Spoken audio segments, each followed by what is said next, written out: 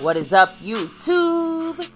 My Cowboys family here, bringing you guys the latest update on our very own Dallas Cowboys. And of course, as always, thank you so much for watching us here tonight on the famliest of Fridays. Fan Friday. And of course, this Fan Friday is bringing a little extra fan to your Friday because, guys, this is absolutely probably the game of the season so far. We had that Niner game earlier, of course. That was the big one.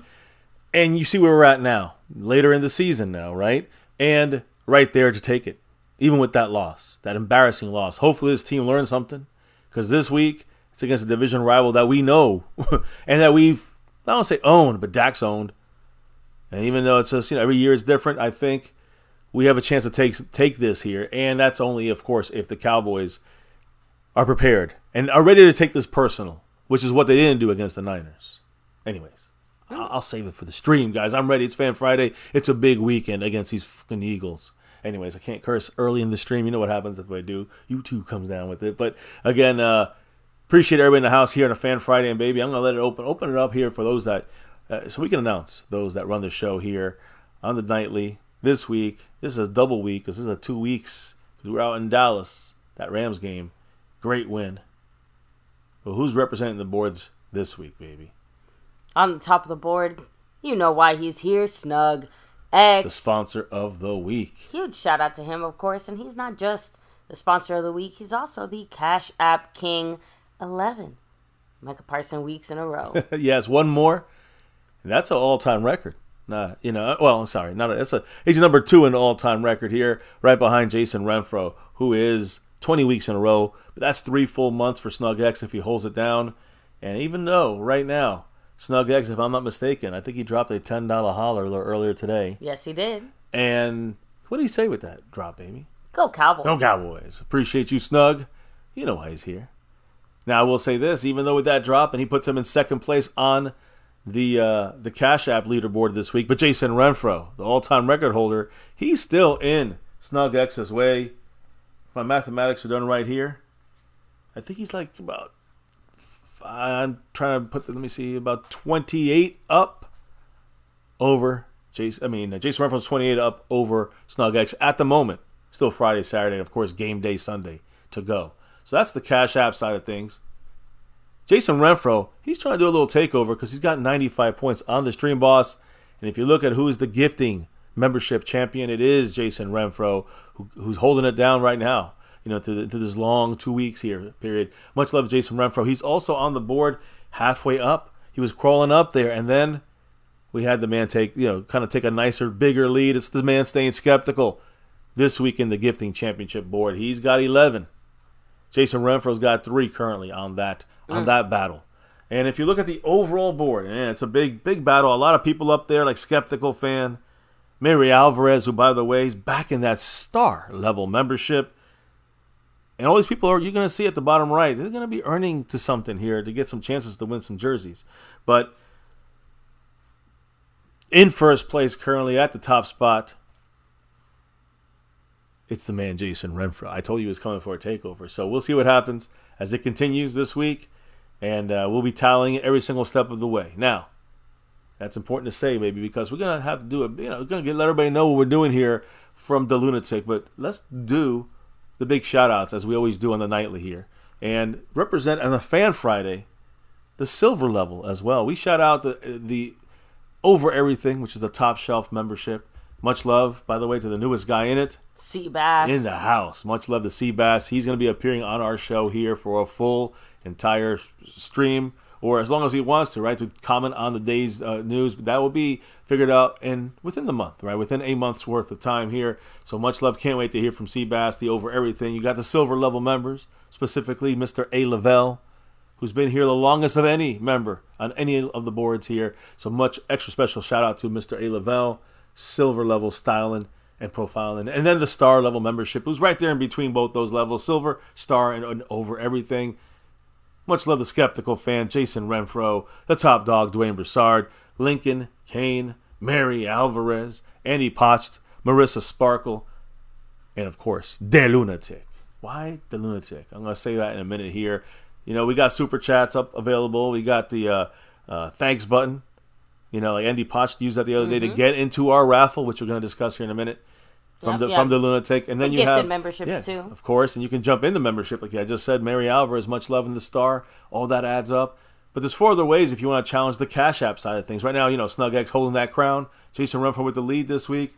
How do they battle on that board, baby? If they wanted to drop some love there, of course, you have the Cash App money sign MyCowboysFamily, the Venmo at My-Cowboys-Family, the regular PayPal link, and last but not least, the Streamlabs link lets your comment show up on screen like a super chat. Yes, and going back to the man, the Lunatic, there's another way you guys can win here with us here in MCF. The man with the plan, the godfather of this channel, the Lunatic. Much love to him. He's really all over Cowboy man, the Lunatic Nation. Yes, he shared the love with this double jersey raffle, and of course, there's like you can see there, 2 jerseys up for raffle, authentic leg stitched in, your choice of players, size, style, as long as we have it available, we got sewn and stitched, and double wrap. That's 2 different jerseys of and one winner. You're gonna have 2 separate winners. So again, 2 people winning a jersey apiece. And again, if you're not a Cowboy fan, which there are a couple out here, it's any team. We also have any sport if you want. If you have already a lot of Cowboy jerseys, you can go baseball, hockey, basketball. There's a lot of jerseys available. You know how we rep it here. If I win, I'm going Cowboys. So anyways, a lot of choices. How can they win one of these 2 jerseys, baby?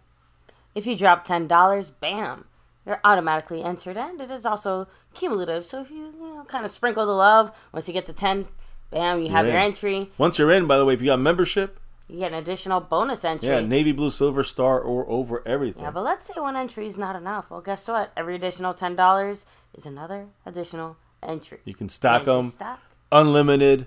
Yeah, you got people up here right now with 6, 7, 8 entries. Doesn't mean you're going to win, but it ups your chances to win one of these fantastic jerseys. So anyways, baby, now rolling it back a little bit here. Now we did that shout out. Let's shout out those that rocking tonight on a Fan Friday with us here.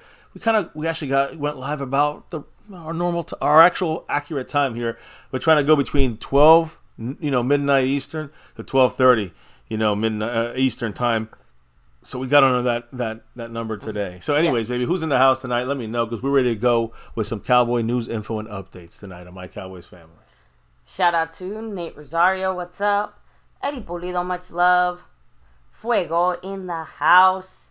And again, never wishing injuries on anyone, but we already saw Jalen Hurts kind of get a little bit worn down, a little bit of bumps and bruises and things like that. So obviously, hopefully he stays healthy, but you can't keep using him the way that they have been, but actually, without seeing some kind of wear and tear there. Yeah. So Eddie Pulido in the house, yes. Yep, what's up? Grimbot here as well. Xavier Hidalgo, much love. Remy Solis, hello and hi. Retro Scotty representing. Yeah. We have Jason Renfro, of course. You know him. Griff 181, peace to you. Griff. Emmett M. saying it's not a must-win, but it would be sweet. Although, it's pretty not important. A must-win, but this is, again, about the most important game in the season by far. Yeah, at this point of the season. Even considering some of the other games we played, this one is actually more important. Divisional, which could be the entire NFC right at this point, right? We know there's other games have went and gone, and right now we're sitting in front of the team that beat us and embarrassed us, now, which is the Niners. Now we have to not just stay with this team. That's without question. We got to stick with the Eagles, even though they're the best. We're not far behind.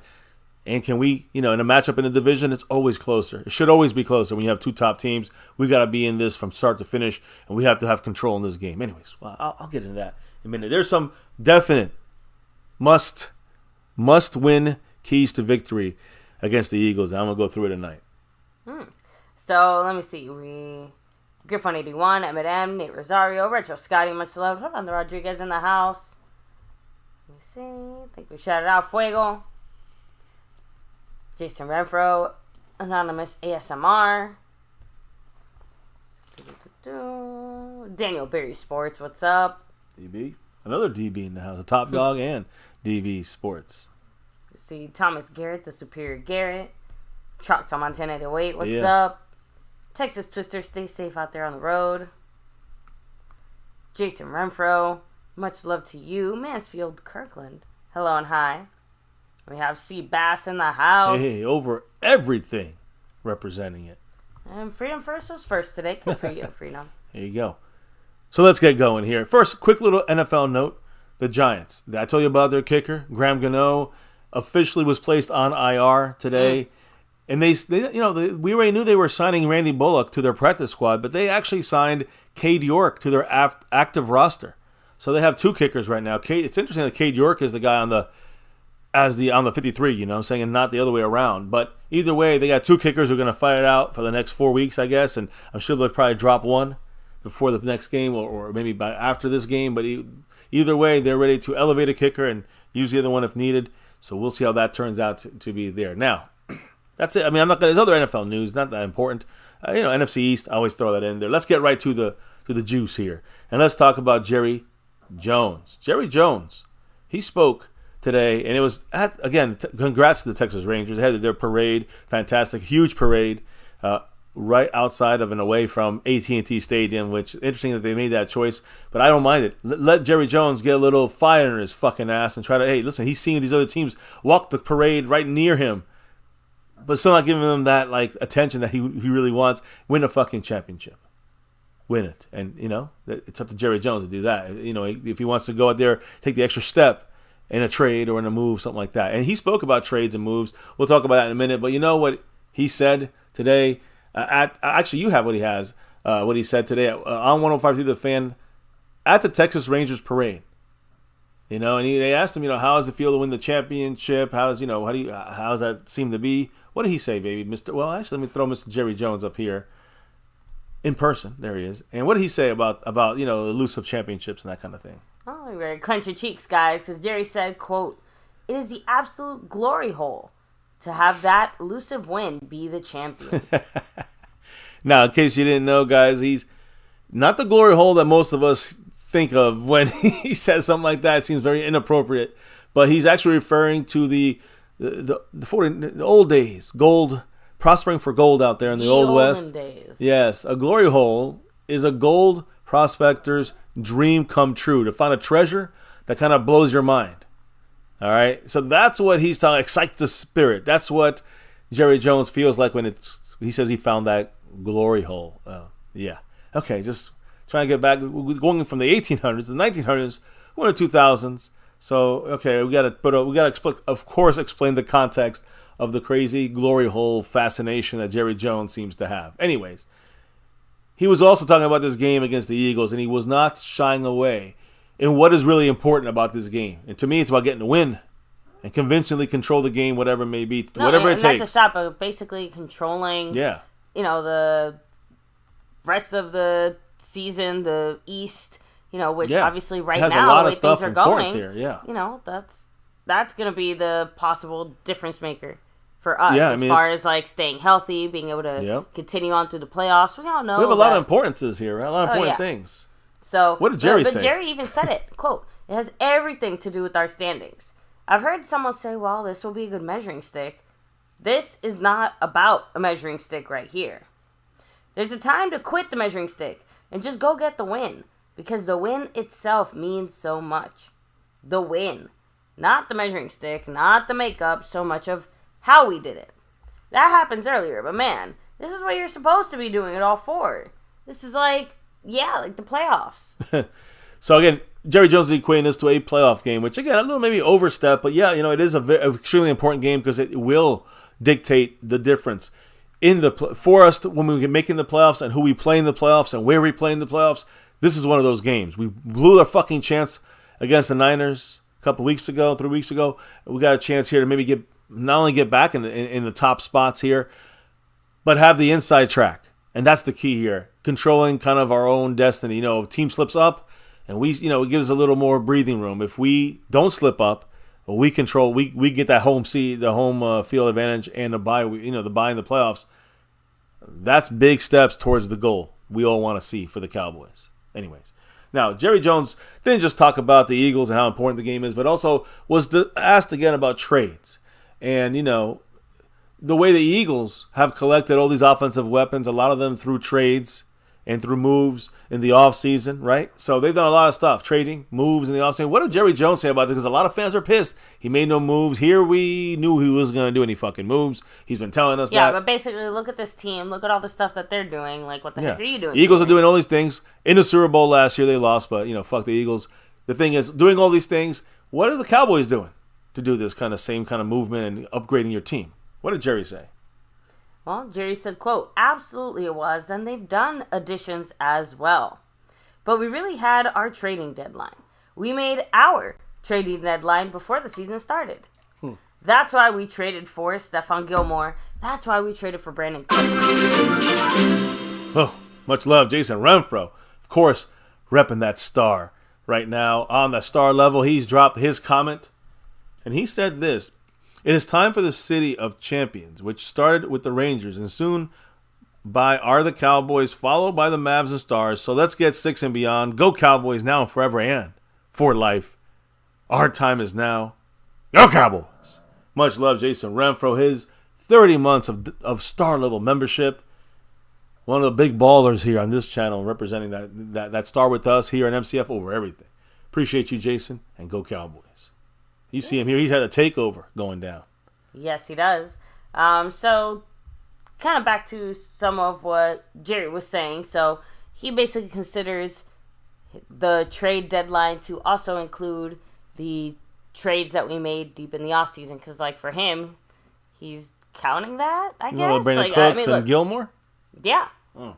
So, that's why I said, I'm like, at least from what Jerry's saying, he's kind of like, oh, well, we have a different trade deadline or whatever, and that's why we made these moves that we made. So, but he said that's why we traded for Stephon Gilmore and we traded for Brandon Cooks. Okay, so then... Kind of going on from what he said there, quote, so I know that there's been a lot of talk lately about the trading deadline, but thank goodness we had the opportunity to get that trading deadline done back before we started the season. Consequently, right now, 1 week after the trade deadline, these guys have been working with quarterbacks, they've been working with scheme, they're ready to go. Guys that were brought in last week, they've got a pretty nice little curve to get on the same page. So basically Jerry's saying that, our aggressiveness in the moves at that time of the season means that they're much more prepared and ready now to contribute and add to the team versus a guy who just came in last week is still trying to, figure things out a little bit. That is an accurate point. Even if I got to agree with Jerry on this, I don't think that doesn't mean you can't add someone to make your team even better now. And it might take a couple of weeks, but yeah, listen, the team camaraderie. Of course, Brandon Cooks, Gilmore, they're fitting in there. You couldn't trade for a guy like that now and expect the same kind of results. I agree with that. But we're not talking about those moves. He made the moves then. The Eagles made moves then too, didn't they? And they made offseason moves. They got DeAndre Swift on a trade on draft day. So they did all these things. And then they also made trades and moves here for guys like Byard, traded away another guy for future draft capital. Just saying, the Cowboys, they're not really doing. We know they don't have much trade capital and draft capital anymore for trade. But the point is that the Cowboys just are using the excuse of the few moves we made in the offseason as that was our trade deadline moves. That's what Jerry Jones is saying. So, anyways, now.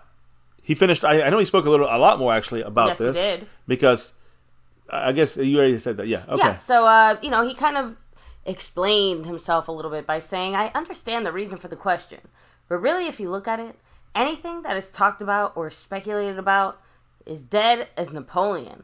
It didn't happen. It just didn't happen. So it serves no purpose. And first of all, it might be a negative in the future conversation. So it serves no purpose." It doesn't serve any purpose with our team.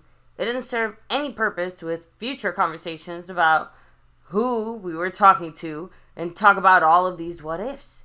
And that's what they are until the metal hits the metal.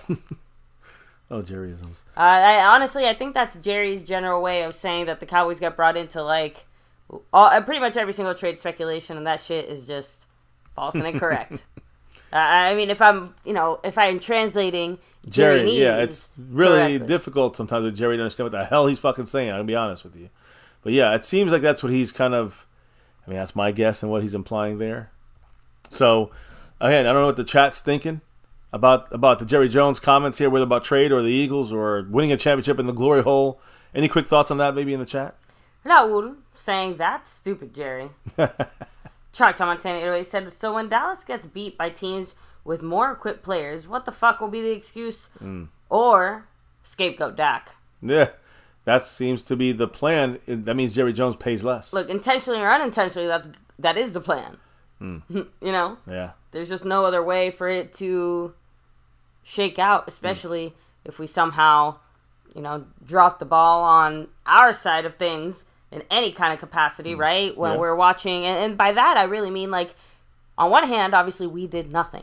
On the other hand, if we're gonna if we see any of these teams or any of these guys that we kind of mentioned, and they're starting to have success and they're starting to look better and improved because of the moves they made, then that's a bit of an L there, Jerry. Yeah, I mean, I'm just trying to base this on reality, and that's these same teams make moves in the offseason like we do. Why does that mean that you don't make moves now? I don't know. Anyways, listen. Jerry wasn't the one that spoke today. Believe it or not, there's a little bit of information I want to touch on this guy because he's doing. Mike McCarthy spoke on him, but before Mike McCarthy speaks, let's hear from actually this guy. He's talking about our Hollywood Henderson. You guys know Hollywood? I know you don't know who Hollywood Henderson is, but I do. In the 70s, special teams linebacker who was like most athletic guy. He ran back a kickoff all the way for a touchdown. I mean, yeah, you'd be surprised back in the 70s. But now we got this guy here. We got this guy here, Sam Williams. Now, we know he got a little trouble into a little weed and stuff earlier. But we know he's been supposedly chomping at the bit to earn his paycheck, apparently. Yeah, he wants to go out there and play. He calls rich people problems. Yeah, exactly. The Anquins had rich people problems, people, meaning Sam Williams wanted to get more reps out there. That was from the media asking, not from Sam Williams. But he had a social media post about it was a dog, like a pit bull behind a cage, ready to get out. And it says, I just want to get out there and let me free or something like this. Free me, I think is what he said. So he clarified today what he was talking about in the social media post. And he said it was not about playing time. Anyways, baby, you explain. What did he say? I wasn't frustrated with the playing time. You might take it like that. Everyone else might take it like that. The plays I had out there, I wasn't taking full advantage of my opportunities. And that's what the post was about. Not about playing time. I get 15 to 20 plays a game. That's not the problem. When I said free me, I meant the dog inside me. It needed to be freed. Last Sunday, it was free, and I guess I need a picture of a dog happy or something from social media. I mean, that's what he's saying, and maybe it is. I'm not going to say what he meant it to be, but it feels like what he's saying is... Look, he did a good job playing it off. Yeah, exactly. He wants to get more playing time, but it's okay. We feel you. Again, free him and let him feast out there, and I think that's what he's going to be doing. I agree kind of more with Sam Williams. Give him more opportunities, Dan Quinn, but we have we have a lot at edge right now. So, anyways, he kept going, I think, and explained a little bit more on this. Yeah, he said last year I was making hella plays with less time. Yep, that's true. This time, I just feel like I needed to get back to that Sam from that last year. That's all it was about. I wasn't playing time. It wasn't about leaving. I don't ever want to leave Dallas. It was just about me personally. Nice. I don't call myself a dog because a dog can be trained. I look at myself as more of a gladiator. But I posted that, I don't know, just as a reminder of myself.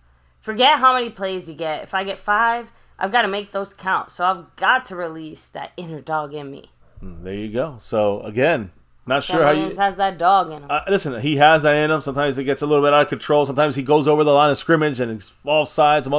Again, he has still a lot of cleaning up to do, but the guy is... I want to see him get more snaps. I want to see what he can do in a game in a more consistent fashion. We do have Fowler, who's very efficient out there, Dante Fowler.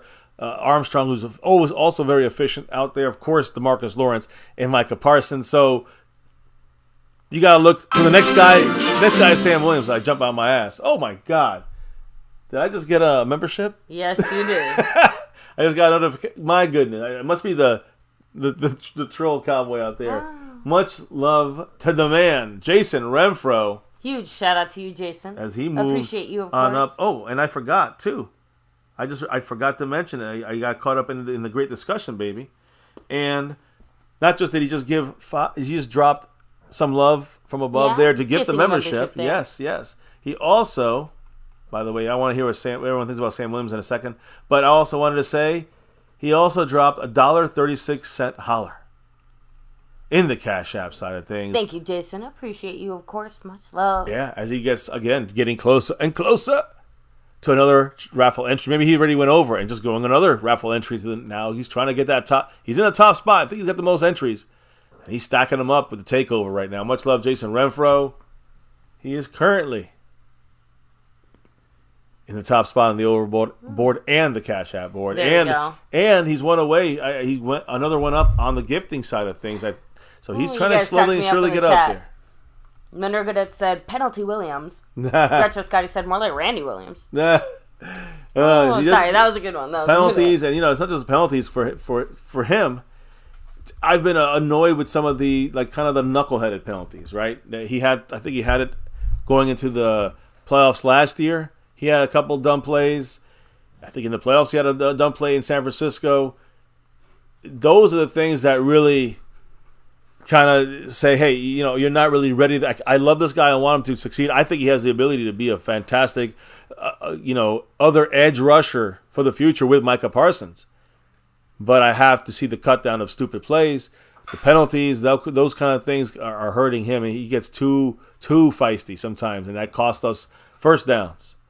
Costs us points sometimes. So, again, I still remember that. I need to see it get better. And I do agree with him, though. He definitely, shows the potential to do everything he did last year on less number of snaps. But I think that the fact that he has, he will be able to get better and better as the season continues. I think that he will be pretty good to go on, being more efficient this year like he was last year.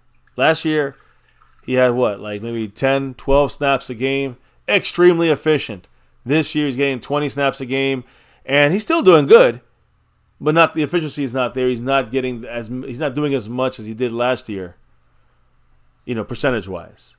I look in here, Retro Scotty in the house. He says he wants to Jerry Jones wants to bury his face in the player's cheeks, says Retro Scotty when it comes to Jerry Jones. Penalty Williams, Monroe Goodette. Yeah, and Pioneer also made, and I didn't want to, again, here's the thing about the difference between someone like Sam Williams and someone like, Micah Parsons. The difference is Micah Parsons, when he jumps, he does jump a couple times, but he's a productive player that wrecks pretty much every play. I'm not saying we give him a pass, but similar to how Jalen Hurts gets lots of passes for all the picks that he has because the Eagles' offense is doing what it has to do, and the Eagles are winning. It's kind of a similar thing with Micah. The occasional little blip in the road for Micah counts for, I think, a lot more or a lot less because of his elite play. That's the best way to explain it. Like the day that Sam Williams starts playing like Micah Parsons, we can look the other way for a penalty or two. That's what I'm trying to say. Now, if Micah was making 5 or 6 penalties a game because of his aggressive play. We're still going to, obviously sit here and have a talk. But he had 5 or 6 of them.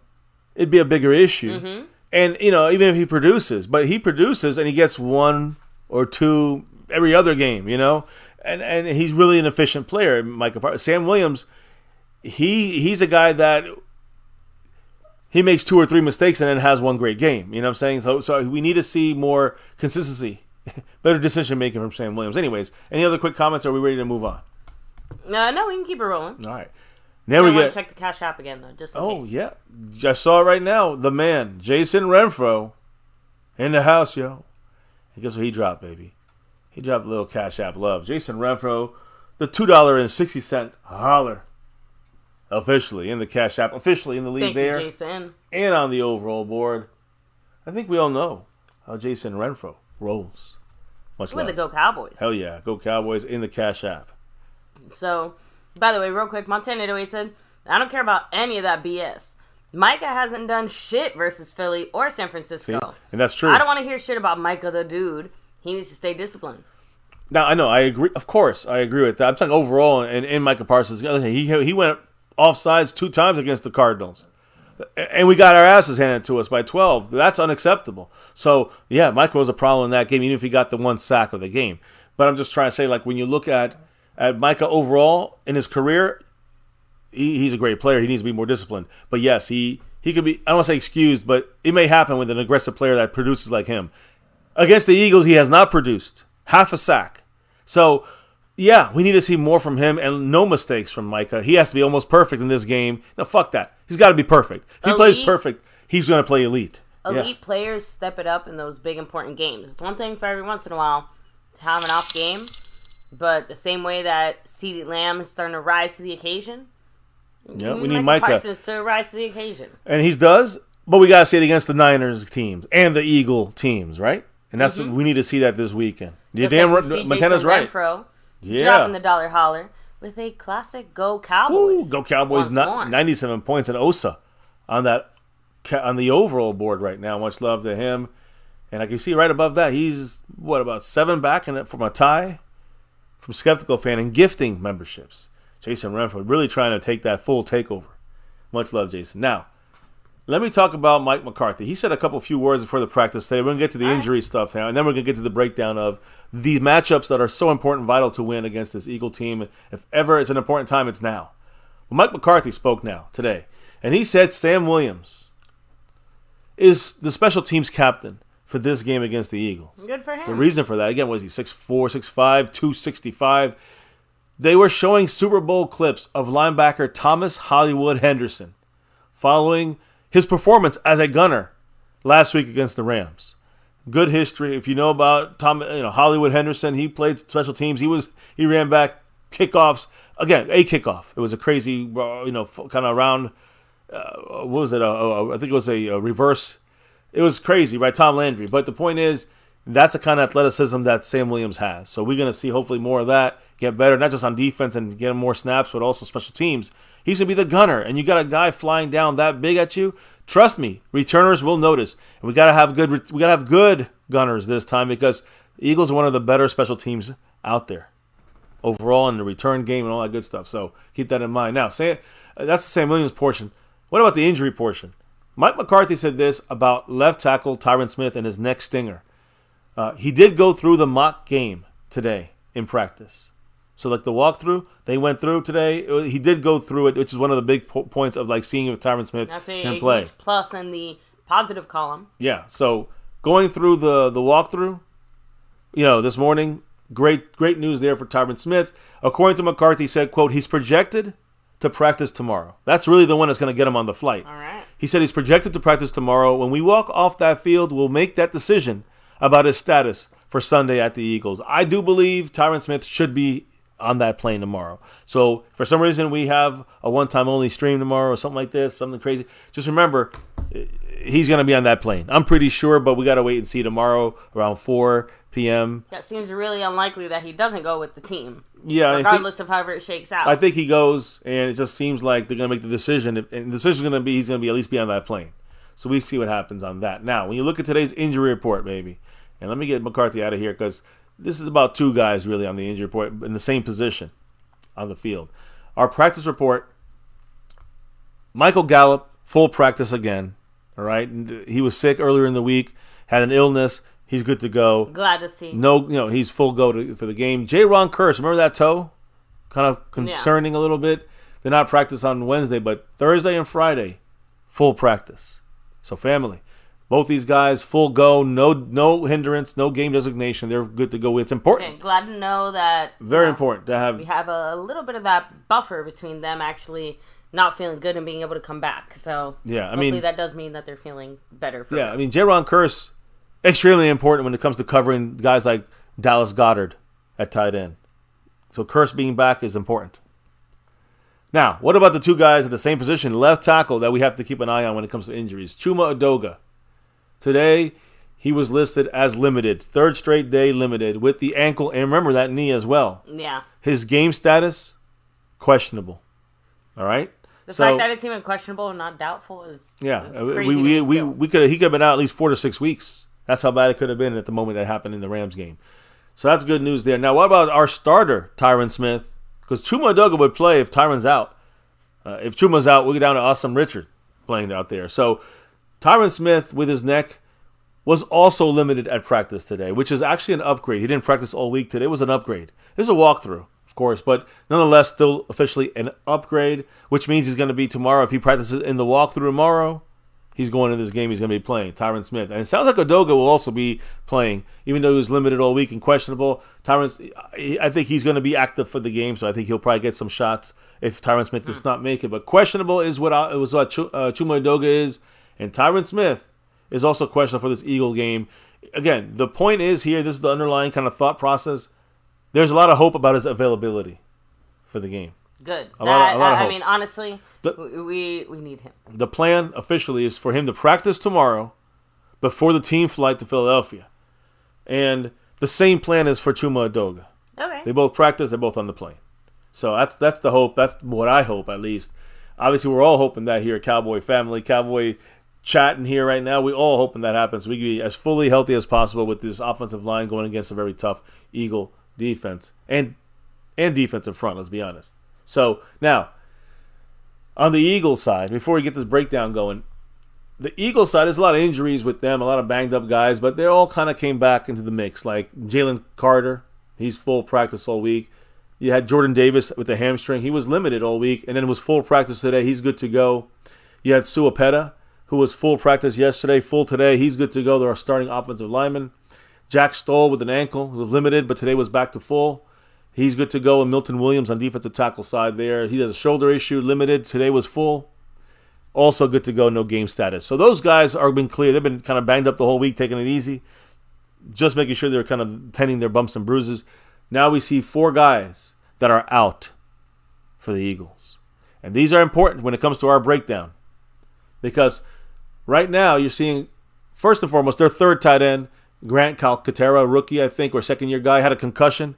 He was limited today, but he was ruled out. So he's still in the concussion protocol. He's not going to make it back on that. Hope he recovers quickly and is doing okay. And then Boston Scott, running back. Remember, he had a personal issue, missed the first day, second day, third day. He's out for this game with a personal issue. We're not really sure. Hoping for the best for him as well, him and his family. A running back, a guy that gave us trouble in the past. So they got Gainwell, and they got, of course, Swift. So they still got a good core of running backs, even though they lost Boston Scott. The other 2 guys are of note here to keep an eye on, guys. And Cam Jurgens was a guy that they expected to kind of step up there in case one of their guys is going to be going down or they have an injury. They have some, they do have a couple of guys injured, like Opeta. But Cam Jurgens looks like he was ruled out for this game. And the thing that's crazy is Cam Jurgens I think he is actually, let me double check that actually, guys. Let me rephrase that before I say that for sure. I think Jurgens is a starter, if I'm not mistaken. Let me make sure of that. I guess not. I don't know where he is. All right, so here, why do you go ahead and double check that? I'm going to hit up the chat here real quick because Montana always said, we don't need Tyron for real. He's been dog shit in 2023. And Zach Martin is doing what I told y'all he's been doing. Looking like mid. AF. Now age has caught up. Well. Again, I suspected and I said that one of my fears heading into the season was the fact that, because Zach Martin had that knee injury, kind of lingered last year. He missed like the one game because of it or something like that. Like, I was kind of worried that we were starting to see Zach Martin's Tyron Smith era kind of hit us upside the head. Yeah. So, obviously, he stayed much, much healthier. But you can tell that, time is taking their toll. And, slowing him down, for sure. The wear and tear is definitely getting to him. That's why, we're going to have to see if some of these guys that are sitting there like Austin Richards and if they're going to be guys that can go into that Tyron Smith spot. Worst case, I guess you get a guard and move Tyler Smith out there. I hear you. Now, Eagle-wise, again, Cam Jurgens, for some reason, the Eagle reporters and people are saying that Cam Jurgens was working at practice, may not be ready. Of course, we know he's now officially ruled out. But they're saying if he's, for some reason, is not able to go, they're saying that rookie Tyler Steen might be starting at right guard against the Cowboys. So, something to keep an eye on, for sure. And obviously, we can take advantage of that. I think the main thing is Suapeta, though. I think Opeta is the starter, though, in front. Okay. And I think he's good to go for the game. So, just saying, like, Opeta is a main guy for them, a starter. And it looks like Jurgens might be the backup. So, he might have just been taking the snaps. But if he's not going, then they'd go to the third stringer. That'd be a problem for them. But it looks like, again, they look like they're covered for now, at least for this Cowboy game, on the offensive line. The last player I wanted to discuss on the Eagles is Bradley Roby, and that is their starting nickel cornerback. That's the guy that's going to be watching a lot of CeeDee Lamb, baby, and he's out for this game. He had a shoulder injury, did not practice all week, officially ruled out. That is a major, major piece missing for them. And it's going to be interesting to see. Are they going to move Bradbury back over there again like they did last week? He got reamed by the Commanders. Will they bring, their multiple, backups that they have there, which are, again, I don't think there's much there, to be honest, guys. Whether it's Josiah Scott, who's listed as the backup. You can look at guys like Kylie Ringo, rookie, really? Safety, rookie, Sidney Brown, Josh Jobe. That's what they got. That's it. They don't really have much more than that. So to me, the Eagles are kind of, in trouble with their nickel. I want to say their nickel defense. When they have the five backers, when they have 5 defensive backs, who's that 5th guy? They're going to need it if we're running a lot of 3 receiver sets, a lot of 11 personnel. They're going to have to bring, like we did against the Rams. We broke out the 11 personnel, the 1 tight end and 1 running back. That means 3 receivers. When we did that, the Rams did not know how to stop us. And I wonder if the Eagles would be able to with 5 defensive backs in the game. And one of them is their weakness. That's going to be a key to see in this game. So again, as you know, one of the major keys coming up. But I just wanted to bring that up there about the injuries. Nick Sirianni. Okay, because now that brings Micah Parsons into the mix. Micah is not just coming in. He can go over the guy. He can go over the rookie if there's a rookie offensive lineman on that field. And you can pick, with Dan Quinn, can move around Micah Parsons. Nick Sirianni, the coach of the Eagles, said that, on the attention portion of things given to Micah Parsons, quote, that's what you have to do with any good player in the league, in this league. You've got to think a lot about them. You got to think about more about them than their loved ones. Think about them. When we played the Rams and Aaron Donald, a lot of our day was devoted towards Aaron Donald. Obviously, Micah Parsons deserves the same respect. So the Eagles are basically watching a lot of Micah Parsons' video and keying on ways to slow him down and stop him. Guys, the Eagles are a team that I've seen do this. They did it last year in Philadelphia, where they would hit Micah Parsons with the tight end, the running back, blocking him with a guard, all in the same play. They just take shots at him.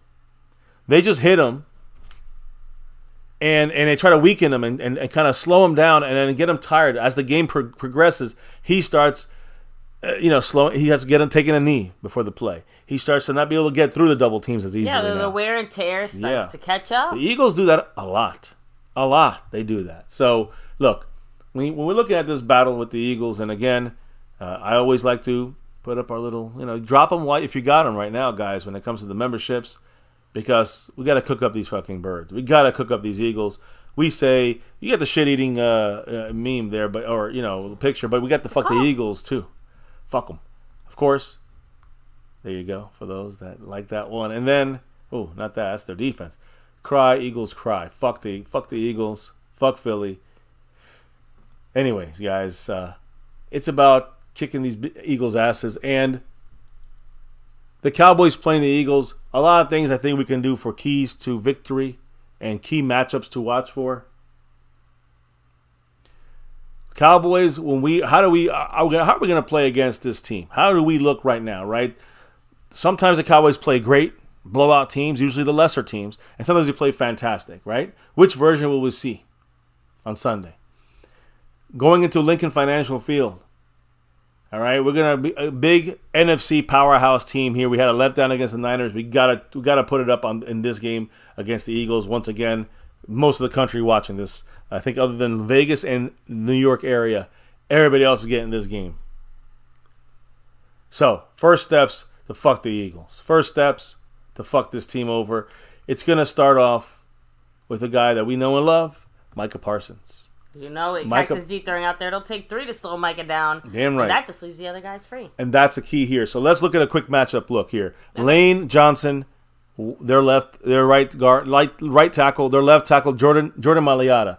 When Micah is not at center trying to blitz or at linebacker as a linebacker, when he's coming from one of the edges, this is going to be some of the main battles. And we just talked about Sirianni saying, we are watching a whole day of footage of Micah Parsons, how to slow him down and stop him. This is amazing. It's not just these guys. It's really the scheme of how they're going to slow them down and beat them up. But these battles will decide who wins. I talk about the trenches. Our defense versus their offensive line. They have one of the best in the league. That's what's going to win this game. Who wins that? and it's all going to go in the trenches there. When it comes to our defense, Micah Parsons, DeMarcus Lawrence, the rest of the Cowboy defensive line, very tough matchup against the Eagle offensive line, but also we've been a tough matchup for both sides. We've been attacked. Both teams have been really punching each other in the gut. And you throw in Micah Parsons, and the Eagles' offensive line is going to have their best game Sunday. Micah is one of the best defensive players, as we know. And, with his speed and athleticism, the Eagles' top offensive line is going to have to really be minding their P's and Q's and be on top of almost play a perfect game against Micah Parsons. But Micah's dominating weaker offensive lines. This offensive line is tough, all right? And the two guys you're going to be seeing most of the time is going to be Lane Johnson at right tackle and Jordan Mailata. So I think when you look at this, it's always a battle. I mean, it's one of the, I know Lane Johnson says Micah is one of the guys, he says Micah and DeMarcus Lawrence are the toughest guys he's faced. And it shows. When you play them, we usually get some kind of pressure coming from that side. Most of the time it's DeMarcus Lawrence. Micah doesn't get enough. Micah needs to put the pressure on this game. They're going to find ways to slow him down and hurt him and slow him and hit him over and over again. So that's going to be an obvious huge key in this game. Now, with the pressure coming from there, we got to see some abilities here from the back end with guys like DaRon Bland, Stephon Gilmore.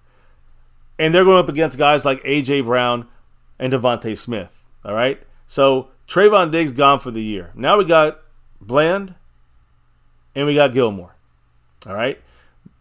Bland has 4 interceptions this year. Multiple pick sixes, 3 of them.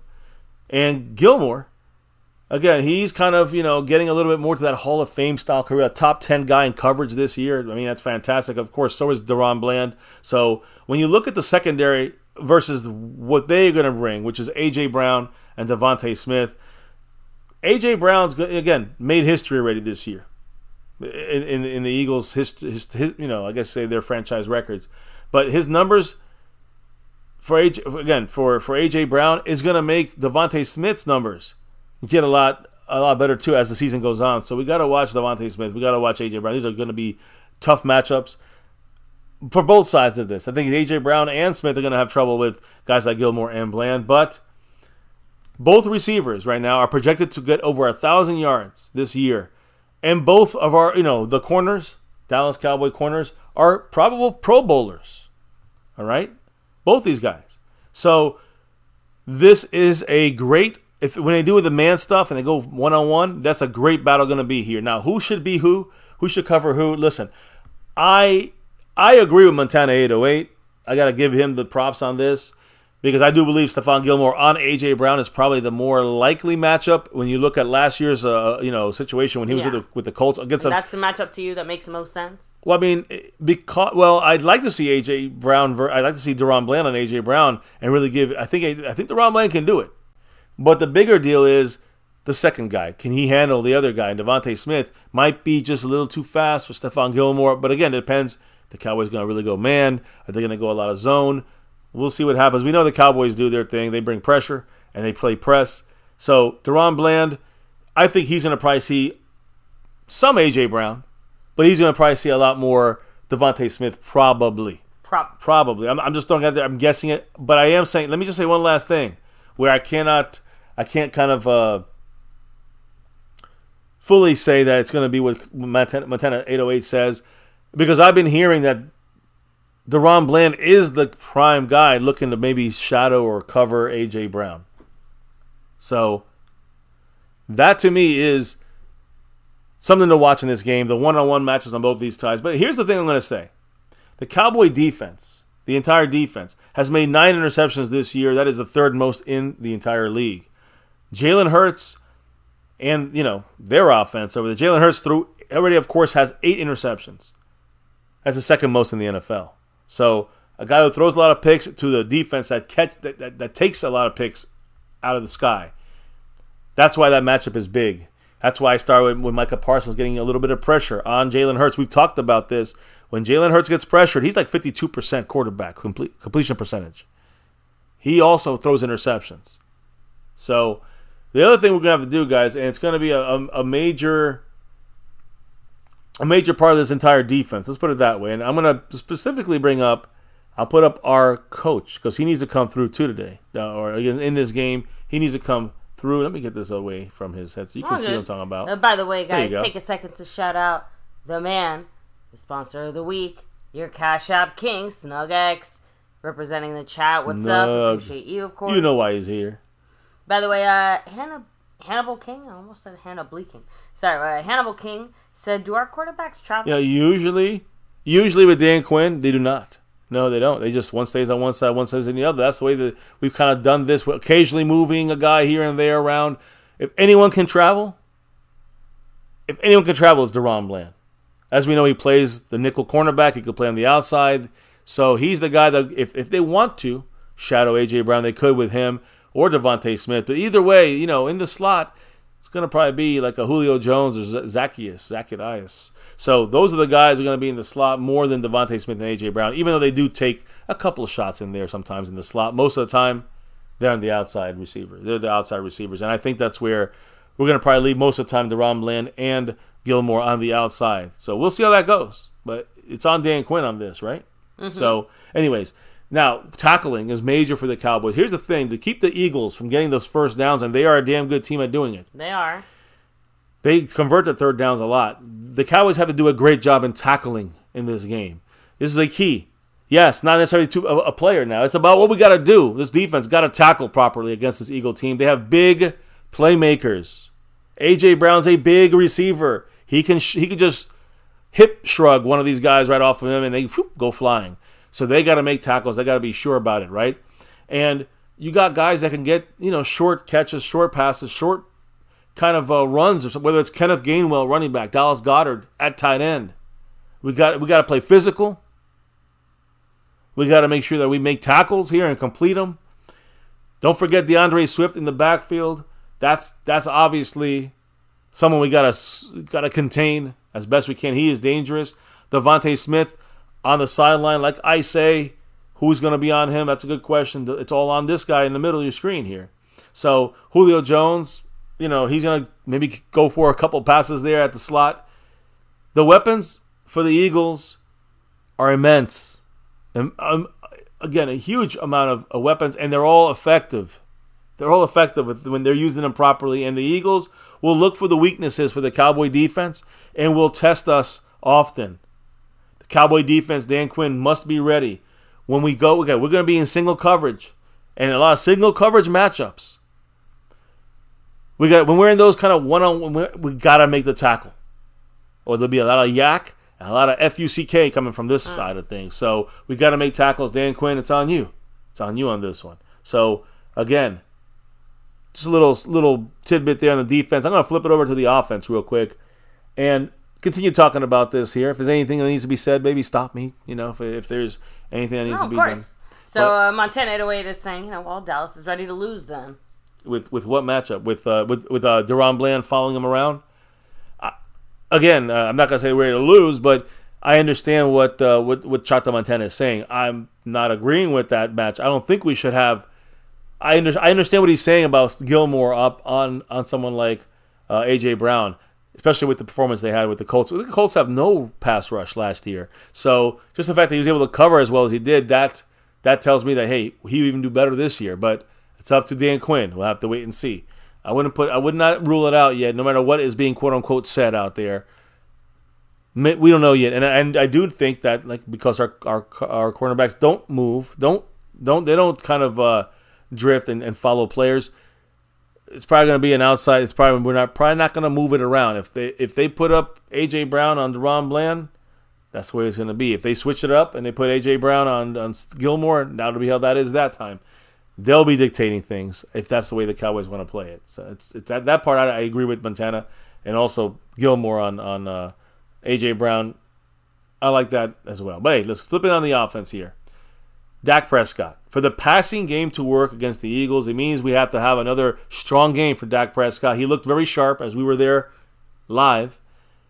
Can he do it again? I think he can. Now, Jalen Hurts gets, they lift them up when they talk about Jalen Hurts' fuck-ups. When Dak Prescott, it's constantly criticism. So this would be a great opportunity for him to quiet the critics. Dak Prescott. I agree. If he does his job. A great performance and another solid game. Obviously, I do think there's only the babyest asterisk just because Dak tends to perform his best against the NFC East, so I still think there's probably going to be a few like straggle-on doubters that just say, oh, well, he only did that because it's East. He only did that because it's the Eagles. I agree. And also, when we face the Eagles, most of the time we haven't faced them with Jalen Hurts when Dak has been there. We've won. Listen, last year, the two quarterbacks did not face each other. Remember, Dak broke his thumb, and then later on, Hurts couldn't play in Dallas.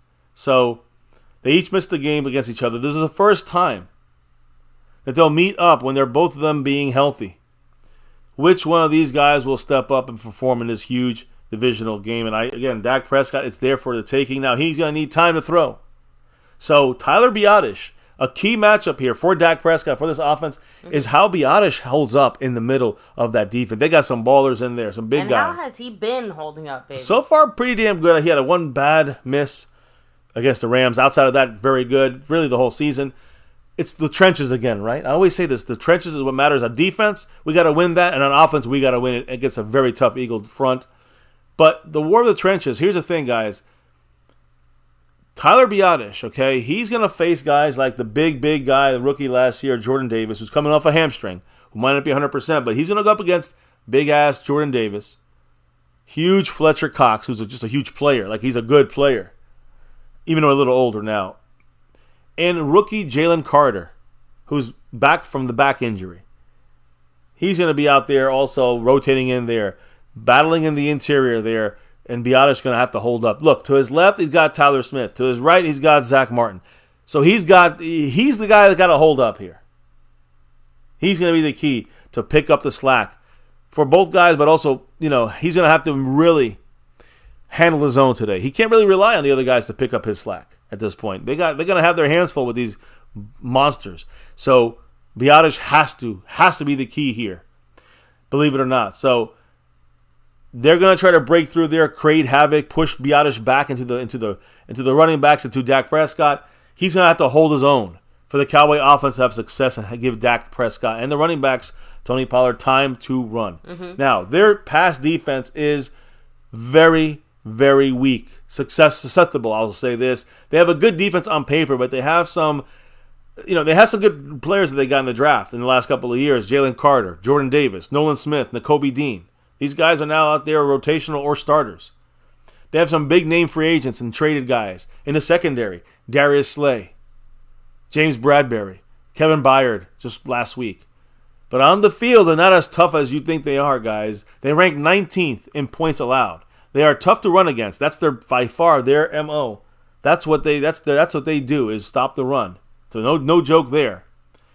But against the pass, that's your arm, Dak. Against the pass, the Eagles are not very good. They gave up 388 yards to a Sam Howell-led Washington Commander team. Now they're not really known to be, high scoring.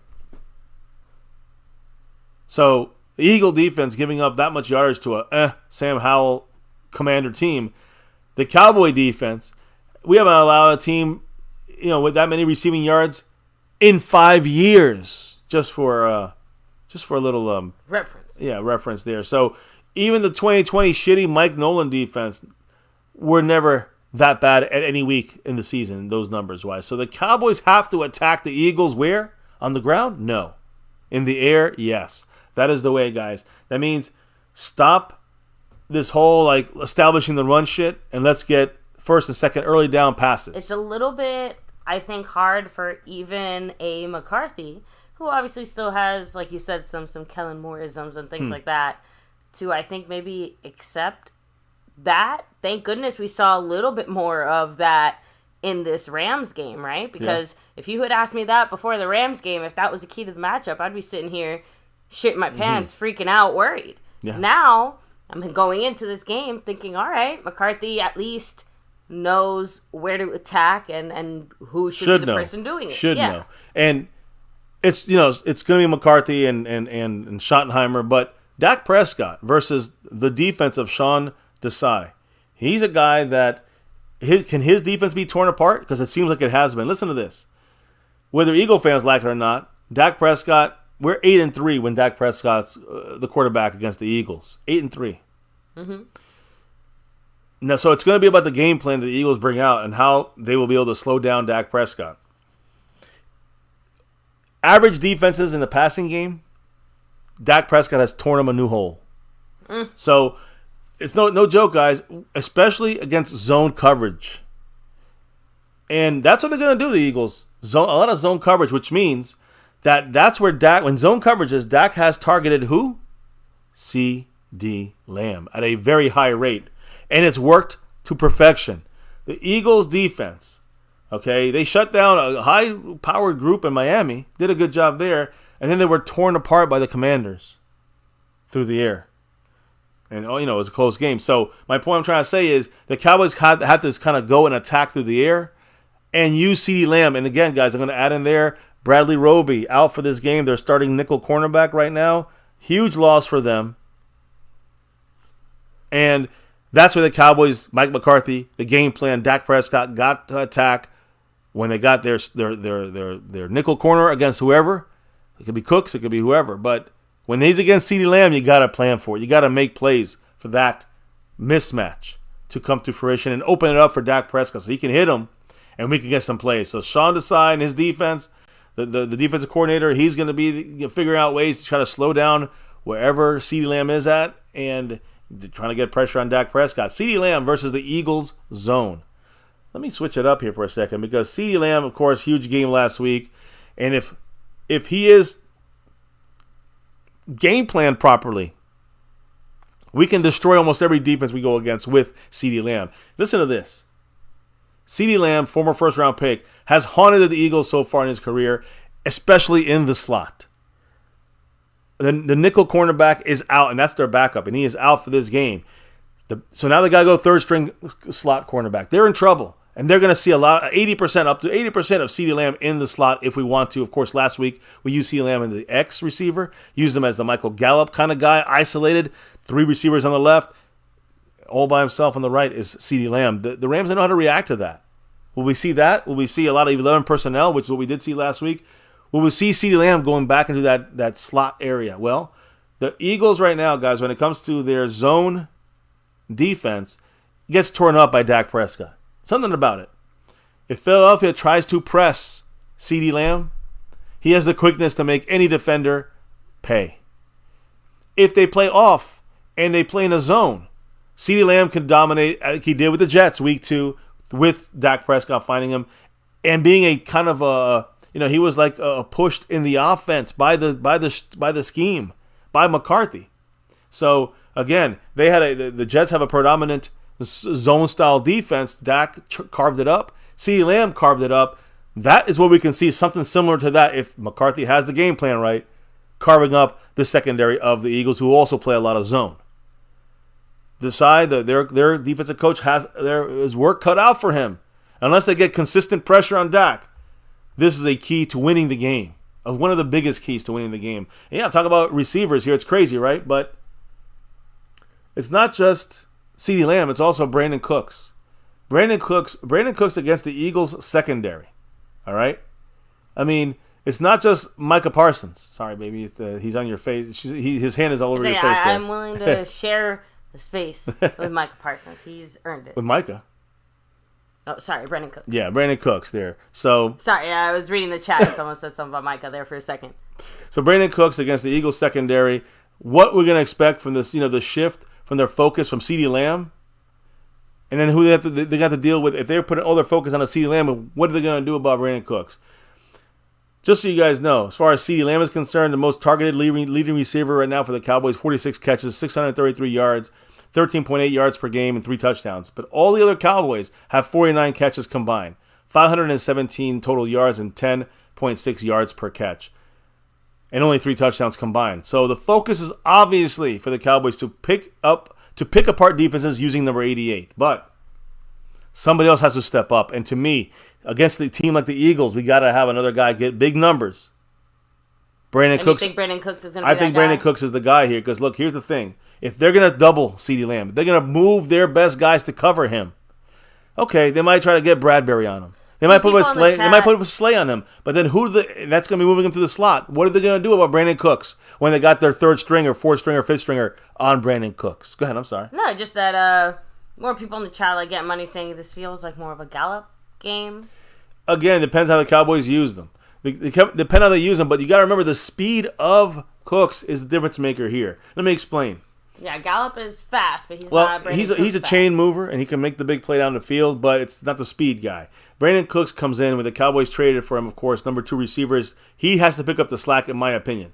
Of course, so does Gallup. But Gallup needs to pick up the slack. He needs to get some more separation. Cooks going to get separation. So when they are attacking, doubling, bracketing, number 88, that's where Brandon Cooks got to come up. He's the number 2. It's not Michael Gallup. So Brandon Cooks got to step up. And I think the way that things are going to... Listen, this is just me. We got to wait to see what happens. But if they're going to put Slay and Bradbury on CeeDee Lamb, that's beautiful. Because that means Brandon Cooks is going to get the leftovers. And that's going to be major favorable matchups. You might see CeeDee Lamb slow down. He might get 3 or 4 catches for 45 yards. Brandon Cooks might get 7 catches for 110 and 2 touchdowns. I'm just saying, like, that could be what you see from Brandon Cooks if they dare not pay attention to him or over stress on CeeDee Lamb, which is great. Either way, it's a win-win for us if we can find that. So, again, take advantage of these matchups, favorable matchups, when you see them for Brandon Cooks. That's what the Cowboys got to watch for, McCarthy and Dak Prescott. So, finishing up here, baby. I'm wrapping this up. I want to go through some final kind of thoughts here. Before you do that, I did want to hit up 2-3 comments real quick in the chat here. By the way, before that, though, everyone take a second to hit like, subscribe, hit that notification bell. You guys can follow us anywhere and everywhere at MyCowboysFamily. Make sure to also hop in the Discord. The link for that's in the description box down below. An extra special shout out to the man, The Lunatic. The Lunatic in the house. Making this double jersey raffle happen. Let's explain. And guys, the clock is ticking, the last 36-ish hours of We got one more stream. Here. Tomorrow's the last stream for this, so get your last thoughts in on that side of things because, yes, baby, the double jersey raffle. Boom. The Lunatic style. 2 jerseys being raffled off to 2. Again, 1 jersey for 1 winner, and then a second winner gets another jersey as well. So 2 lucky winners getting one of these jerseys apiece, sewn and stitched, authentic like. Your choice of player, pretty much, of what we have available, which is a lot. Style, sizes, you know how it goes. Much love to both winners, and extra special love to the Lunatic. But how do you get in this raffle? You drop a $10 holler or more. Again, it stacks. So if you put 20, you get 2 entries, right? And if you got a membership, you got a 3rd entry. If that was... Whoa, what happened? NDN Boogie in the house. Back in the Navy Blue crew. You know it. And he also had a nice little comment there celebrating 13 months. Oh. As part of the Navy Blue crew. Oh, okay. He's back in it. He said, second family MCF. Much love, brother. Again, these guys, these people got to know. These are people that have been here for almost all 6 years at MCF. Some been here for 3, for 2, for 4, 5, 6. Don't matter. New school, old school, family members for life. That's what it's about here. Much love to NDN Boogie. And like an example, he's halfway. NDN Boogie is halfway to a raffle entry. And if he gets that, he's in the membership, that'd be 2 raffle entries as an example, right, of how that can work. Yeah. And here's where Chris Plumage is kind of like, what the fuck? Because he's like, God damn. So we're going to put the ball in Dak's hands and have a shootout with Philly? So, which I mean, basically... Yeah, believe it or not. And again, we'll talk about this more. But yeah, believe it or not, this is their weakness. We cannot run all over this Eagle team. Yeah, and we the will good thing be is that if it stopped. turns into a shootout, Chris Plumage, that actually technically benefits us. Although our run stopping has improved leaps and bounds. So I agree with you. Actually, I think our run stop is less of an issue than it ever has. Yeah, but I agree with you, though. If it gets to a shootout, we have the advantage. I think Hurts makes more interception issues for them, and our defense is better in secondary-wise than theirs. There's no comparison. So, yeah, I can't believe I'm saying this, too. But when you look at it, it's not about rough and tough and rugged running. It feels bizarre to say it, but it's like reverse of what it should be. It's taking advantage of some of these matchups. Yeah, this is some love here, baby, because not just did NDN Boogie jump into the membership, he gifted a membership, puts him in the membership in the jersey raffle. Much love, NDN Boogie. And the guy just said the facts here that we kind of brought it up to the channel. Wasn't it Chris Plumage just said about It's a shootout now, basically. Dak versus the Eagles secondary is an advantage for us. Gifted. Exactly. So it worked out. That's my point. Holy shit. So the love goes round here. Definitely listening. On MCA. Shout out to everybody there. And by the way, Andy and Boogie, because of his $5 holler. Yeah, I just said it. The drop there. Also, he's a member. Bonus entry. All that good stuff. He gets his entry raffle at 10. And then he gets his membership bonus. Now, he could add more if he wanted to. Yeah, it gives him better chances to win one of the 2 jerseys. But that's the way you get in. That's the way you maximize it on the basic 10 on it. You can get 2, if you're in the membership and you hit the $10 mark. If you're at the $20 mark, now you got 3 total if you're in the membership. So there you go. And 4 and 5 and up. And you got some people balling out like Jason Renfro, Skeptical Fan, Mary Alvarez, Seabass. They're balling out with many, many raffle entries and membership and all that good stuff. So, but hey, you know what I heard? All you need is 1 to win a jersey, so you never know. Anyways, there it is, guys. I think we left it up long enough. You can hit the exclamation point raffle. You get the information. Yes. This also should be pinned. But before that, too, I did want to take a second here. Shout out. The man established the pass, saying, "What up, motherfuckers?" Hey, in the house. Guys, go check him out. Sub it up. Uncensored, as I remember him. Yes, Mr. Established the Pass, a.k.a. Dallas Cowboys Uncensored. Hell yeah. Love that university. Much love. Hey, I still see some of his comments, his fight videos up there on Twitter. Classes at that university. I love his Twitter. It's good stuff. I don't agree with everything he says, but I do respect it. So much love to him, and sub it up to him if you haven't, guys. And by the way, we also have to shout out the sponsor. I think did we do it? No, a sponsor of the week is the man, Snug X. Yeah, shout him out. Yeah, I know. I'm going to shout him out as the Cash App King. Jason Renfro, 96 points on the Stream Boss. Jason Renfro as our current leader in the Cash App. Believe it or not, he's taken over because he's also the gifting champion in the on the gifting board right now. The king of the gifting champion, the gifting membership side of things, and the leader. The overall leader on the board is Jason Renfro. So he's got like 4 different spots out of like our 6. But Skeptical Fan still is leading the gifting membership side of things with Jason Renfro in second and Andy and Boogie moving into 3rd place there on the board. Now, if anyone wants to know some of our score predictions, off the top of my head, I'm not sure. But because of the matchups that we've talked about, I do think there's a much higher chance that we knock on the door of 30 points than I thought even just a few days ago. I'm with you. I'm saying like 31 is what I think we're going to hit. And our defense should hold them to I'm thinking, someone said this the other day, I think 31-17 or 34. I think 31-21 is a good score there to kind of end it. 31-24 possibly. I don't know. I really will give my final thought tomorrow on the score. So, real quick, let me see. Jumps and Cowboys saying the Rams game showed a big improvement on offense. Yep. The Eagles game will show how much we have improved or not. That definitely true. I agree 100% there. That's going to be a real telltale to see if the Cowboys are fake. Are we just doing this against bad teams? We've heard this. We're not getting fooled again. So we want to see it happen. We want to see it happen right. So Fuego saying 37-28 Cowboys. That's a high scoring one. Again, it's similar to my 31-21. But yeah, I think that's again, if it gets to the higher scoring side of things, that's exactly what's going to happen. Didn't Washington put up like 30 something on them? Yeah, they put 31. It was 31-38. Feel like that's like almost the baseline. Huh. Like now we kind of have to get 30 plus on them. So although like goes. Jerry said, it doesn't like I feel like for once I actually leaned more towards what Jerry's trying to say. He's saying doesn't matter how you win, just win. I don't care if it's ugly. I don't care if it's pretty. I don't care. I don't give a shit because winning this game means more and matters more for us moving forward and in the right now than anything else that we could possibly do. Agree. And I think the one thing we cannot do, I don't want to lose at all, but we can't lose ugly. We can't lose like the way we took the L against the Niners. That cannot happen. No fucking way. Now, how do we not let that happen? I talked about some key matchups, but let me just say this is the way we win the game. Listen to this, baby. And I got to be a big shout out here to not all of this. Some of this is my own stuff here, but some thoughts also from Patrick Walker and others that made some great points, and I kind of summed up some of my thoughts on this. So let me run through it. What do you think about the ways we beat these Eagles? We fuck Philly right up there. You know what? Dilly. Yeah, that's what we're talking about here. Let me put up Well, here, look. Let me do it this way. Let me put this up here. Fuck the Eagles.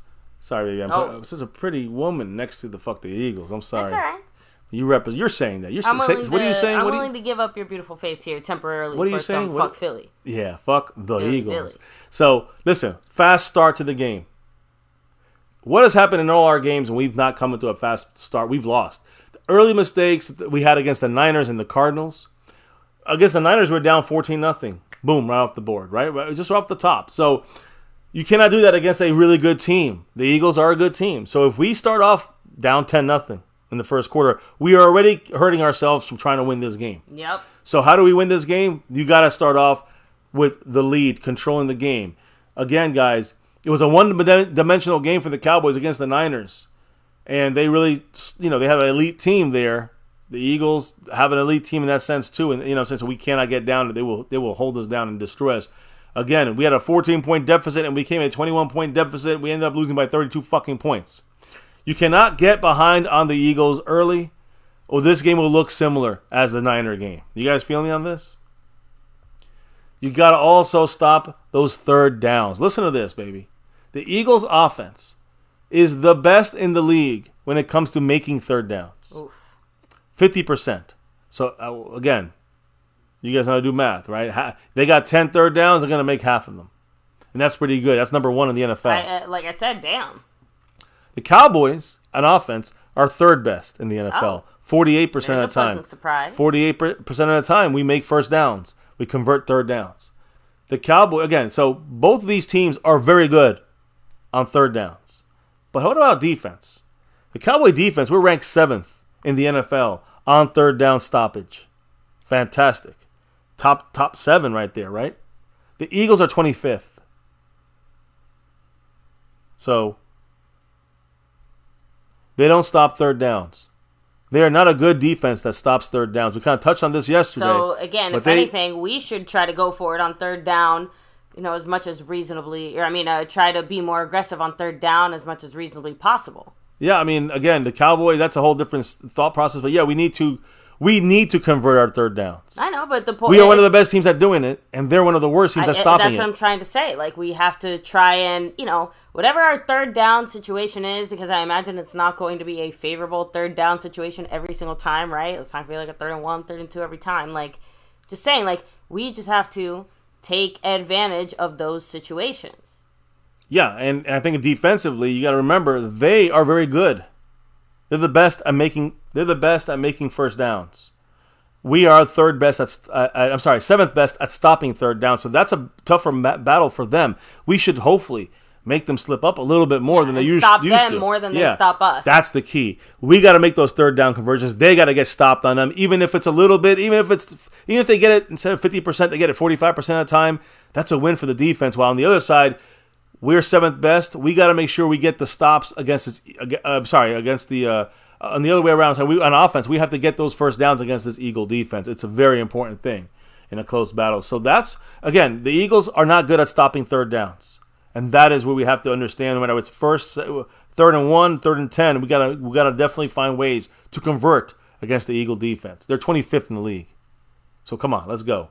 The Cowboys, and like you kind of said, we need to stay, the Cowboys, I think you said being aggressive on third. I said, what about making sure we get the least amount of third downs to go up? Because then they're going, again. Ideally, of course, that's the first thing you want to do. But realistically speaking, that's hard to do. The goal would be to stay out of third down and long.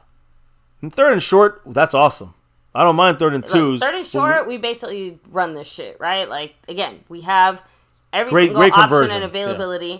Like you said, we have the personnel to either run some kind of a power scheme or, play obviously action you out have to the a pass, personnel / the matchup benefits, right? Like we just talked for the last, however long we've been live here and throughout the week about how well our guys match up when it comes to the pass game. So it's I'm just saying. Their secondary is weak.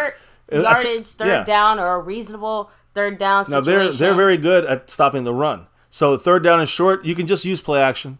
You can use quick passes. I know, but you can use the conservative or the attacking. I know that doesn't completely discount our run game. One thing I know we haven't really gotten into it too much, but kind of want to see a little more Dowdle in this game than we have been seeing in past games. It'll be interesting to see him. He's got to hold on to that ball because they're going to try to strip it. And he had some fumbling issues down there. So I want to make sure he's holding on to that. We had a few kind of Butterfinger situations from the back. So I agree. Just hold on to the ball. We got to stay out. We have to stay out of 3rd and longs. We could get 3rd down, 3rd and 5, 3rd and 4. We can do that. But we can't get into a lot of 3rd and 8s, 3rd and 10s, 3rd and 12s. Then we're looking for trouble against the defense. Not that good secondary-wise, but just strains Dak Prescott in the offense. And nobody wants to do that. We got to keep our defense got to keep the Eagles out of 3rd and short because of that fucking brotherly shove, tush, push, faggotry they got. So, again, early down success is the key here. Early down passing for the Cowboys is a key to keep the Eagles on their heels and attack. I believe that is the way you get a victory here against the Eagles. 3rd downs are so important. We got to stop them more than they're used to getting stopped. And we got to make ours on this poor 3rd down defense for the Eagles. What about Dak? Dak is major here. And I do mean major. Why? Run, Dak, run. Guys, use his legs, use his mobility. Baby, we talked about this. He did it last week more. And it seems like it's now part of the offense. I'm excited because this is where you're going to see the best of Dak Prescott. Use his legs to help the Cowboy offense. Get into rhythm. You saw that against the Rams last week. We saw it live and in full effect. Yeah, quite a few times where Dak... Again, it's not like he was out there running for 20, 30 yards, but he got his first down. Yeah, he got forward progress. Or at least didn't fucking do something dumb like try to, didn't throw the ball away. He basically kind of ran it instead of throwing the ball away. Yeah, got 2 yards, but he got something. Yep. He also extended the play and got touchdowns to multiple guys when he got out that pocket. So move your legs. I don't want to see it now. He's stuck in concrete back there. Because then I'm saying either Dak changed his mind or McCarthy said, no, we want you staying there. Or Jerry Jones said, stay in the pocket, $40 million. I don't know. Either way, he kept, and that's when he runs, and he's mobile, not extending the plays in the pocket. He keeps defenses on the other side off balanced. And you can see it. You saw it doing a little bit against the LA Chargers. We did it 2 weeks later after our bye in a more aggressive way in the offensive scheme against the Rams. I'm confident this shit's in here, and it's going to be here for good. Dak is back. He's here. To his Mississippi kind of days. You know what I mean? Like, we go back to Mississippi State. When he was there, he would run. He did huge damage being a dual-threat quarterback. I don't know if he's fully going to be dual-threat, but he's mobile, and he's not going to do what he did in Mississippi State, but he did great when he was mobile in Mississippi State. And even though he's not going to run the ball down the field like a running back as much, mobility is what's going to help him create for down the field and extending the time of the play. That is major. So he's technically a dual threat. Just the threat of his legs is enough. In the pocket, again, that's where I think he's going to be able to find some open field, whether it's passing or running. So this could only be seen as a great thing, all right? And a lot of positives right now over this bye week we saw come out in the Rams game. Again, with an offensive line we got going on right now, you never know with Tyron Smith or not what's going to happen. This is even more important that he's mobile, right? It's more important he's mobile and moves around in the pocket. Jefferson Cowboys also throwing out there MCF, MCW. Here's an intangible factor. Dak's going to be playing for Mama Prescott, her 10th anniversary of her passing. That was today. Yesterday. Yeah, yesterday, technically. So if you want to talk about, more personal motivations for Dak Prescott wanting to play out, there you go. That is a major thing that's going to be something that Dak Prescott is going to be thinking about for this entire time. And yes, our thoughts, of course, are with him. 10 years yesterday, his mom passed away. And he's playing for her, 100%. That's a great point there. That stuff are things that can push these guys to extra focus and over the top, and when it matters the most in the big stage there. So 100% agree on that. And 100% in the house is Hannibal King with the 5 on it. Woo! I think Hannibal dropped earlier in the week. Let me just double check. I'm pretty sure he did. He did. He dropped that 2 on it, so he's 3 away from being in the raffle. 3 away. Hannibal, what did he say with that $5 holler? I like read options and targeting our tight ends in the red zone. Your thoughts? Agreed. I like it. I like the read option. I'm not the biggest fan of the RPO, right? In the shotgun, the run pass option. But the read option, to some extent, it does work in the red zone more than I think down. I'd like to see it more in the red zone than down the field. As far as the tight ends, no question. The tight ends in the red zone, very important for this offense. And I think Ferguson is going to get you numbers up there like a Dallas Goedert. Dallas Goedert is a little more polished because he's been in the league for a couple extra years, obviously. But Ferguson could be heading that direction. I think we got to feed him the ball as well, especially in the red zone. 100% agree, Hannibal King, 47. And appreciate your drops of love and drops of thoughts here. Yes. From above here. So we got you on the board. I think he's 7 on it. He needs 3 more to just be in the raffle and get that first raffle entry. So, and Chris Plumage, take it easy. Good yes. luck to Baby Plumage. They're in his basketball games. Much love to you. Fuego saying Dak gonna put on for his mom and bro up in heaven. Absolutely. Yeah. And again, he's playing for them. That's the type of thing. Dak's the type of guy to take those personal things and use that as fuel for his fire. Agree. And that's something that's gonna fuel him. So he's ready to go. And you know what's gonna be coming off his arm through the football he's throwing. Who's gonna be the target a lot of the times? This guy. It's got to be. If they're not double, triple, and teaming him, you got to throw it to other guys if they are. If they're not, you attack, and you don't silence this CeeDee Lamb. Do not silence him. Mm-hmm. A mistake, again, another mistake the Cowboys did have against the last big team we played, which was the Niners, is when we found something that worked. You just talked about tight ends. Mm-hmm. We found something that worked against the Niners, and what do? The coaching staff abandoned those plays. You know what I'm talking about here? Threw it out the window. Jake Ferguson. You just talked about the tight end. You just saw it right there. The thought process of using him in the red zone tight end. Look at what the Cowboys did with Jake Ferguson against the Niners. He caught all 3 of his passes in the first half. In the second half, no targets. Not one. What happened? Was it just we were just down by too much? I don't know. But that can't happen. So you look at CeeDee Lamb and his best outings this year. He and Dak connected on 30 catches. On 34 attempts, they connected on 30 catches. Only 4 incompletions. I'm just saying, in the best days, now this is not every game, in the 3 best games of CeeDee Lamb's season, Dak and him are 88% completion percentage, guys. That is insane. And on those 30 catches, 418 yards from Dak Prescott to CeeDee Lamb. 3 touchdowns and no interceptions for Dak Prescott. So CeeDee Lamb is a key for everything really coming with us here in this offense. That's up to McCarthy to scheme it and Dak to find them. So with an average of 13 yards per reception, if you look at his best games. Dominance right there, guys. Now, against the Niners, he was targeted only 5 fucking times. Now, were they doing something there too? Again, he caught 4 of those 5 targets. Got 49 yards for an average of 12.3. So he was not utilized enough. But remember, guys, this is altering the offense by McCarthy.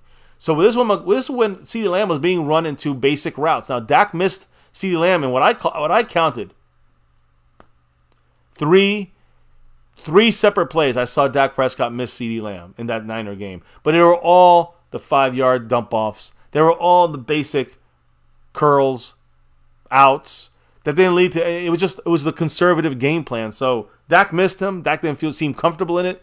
But we got to see, like, CeeDee Lamb also was very upset about his usage in that game. 5 targets, 4 catches.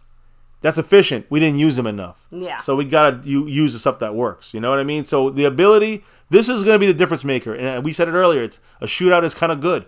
Dak Prescott attacking the Eagles' zone, which we know he's going to be able to do very well. Look at the Jets game. That's what you're going to see from Dak and CeeDee Lamb. But what happens when the Eagles are in man coverage? All right? Our ability to attack the Eagles' man coverage is something that we struggled with against the Niners. When they went man, we struggled. And they don't do as much man, but that's something we're going to see. They might tweak it, so we'll have to see what happens, guys. They're going to try to mimic a little bit what Kyle Shanahan's defense did, or it's not his defense, but the defensive coach did, and doing a little more. I think they're going to roll more away from zone, which Dak will pick apart, and will run CeeDee Lamb right through it, compared to that man coverage, which will be an interesting little matchup there for us against them. Now, look, when it comes to the stars on the team, it's on their team. We have to make sure we got our guys ready to go. And, of course, whoever it is on defense, listen to this. We know we cannot let the superstars go crazy.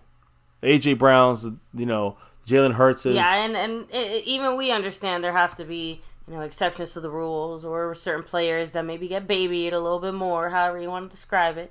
Yeah, I mean, that's if they're talking about the mistakes. But when you're talking about our players have to step up, Micah being one of them. They're going to key on slowing Micah down. We talked about this already.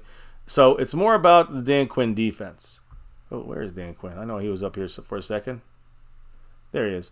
Dan Quinn in this defense, it's about stopping their big playmakers, all right?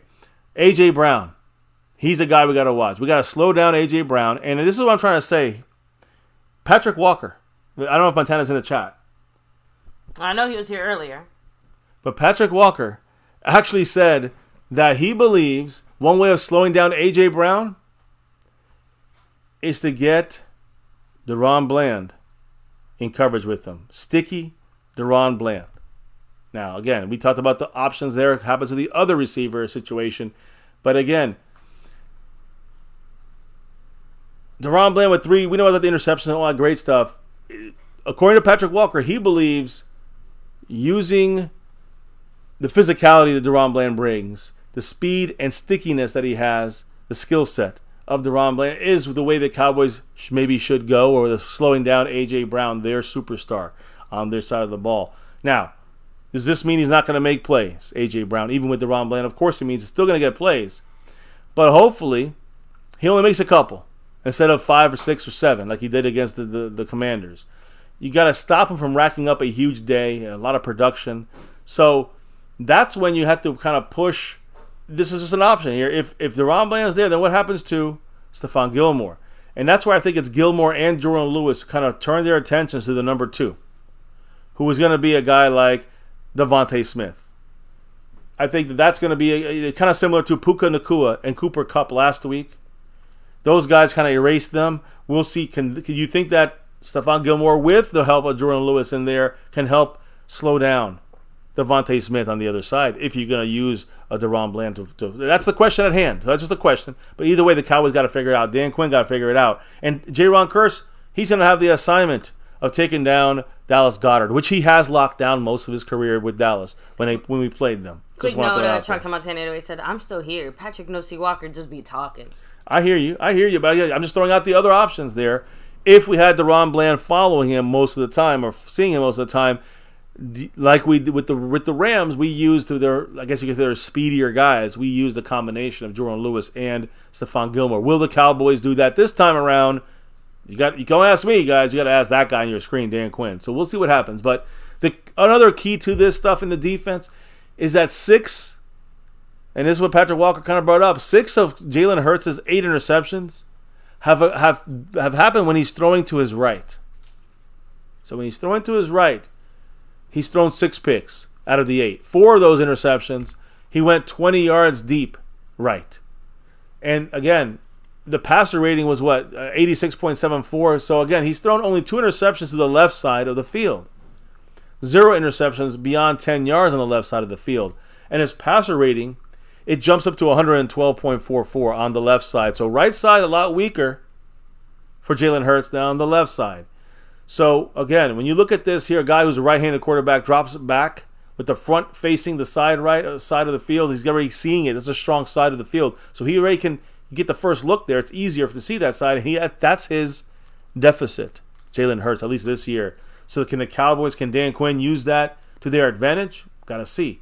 Another fact is that Hurts has thrown 4 interceptions within 10 yards of the line of scrimmage, usually in between the numbers, which means in the center of the field. This hints at better chances for guys to have opportunities at linebacker, like DeBone Clark, Marquise Bell, even Micah when he drops back there, but also Jordan Lewis, who's going to be playing close to the box as a slot corner a lot of the times, nickel cornerback, right? So look for that. Again, if Mukwamu's there, if others are there, they'll of course have that. You replaced Jordan Lewis's name with those guys, but look for that little kind of bundle of thoughts there to happen on defense when it comes to stopping their playmakers. Hannibal King, guess what Hannibal is now? He's officially in the raffle, dropping another 5 on it. Huge shout out to you, Hannibal King. Much know what love. He had to say. Let me know. Hit me with it. Also use our fullback and 23 for red zones. I said it earlier, Hannibal. I wanted to see more Dowdle in this game, and I'm hoping we do. Nothing against Pollard. Yeah, but I'm saying the goal line is a usage, right?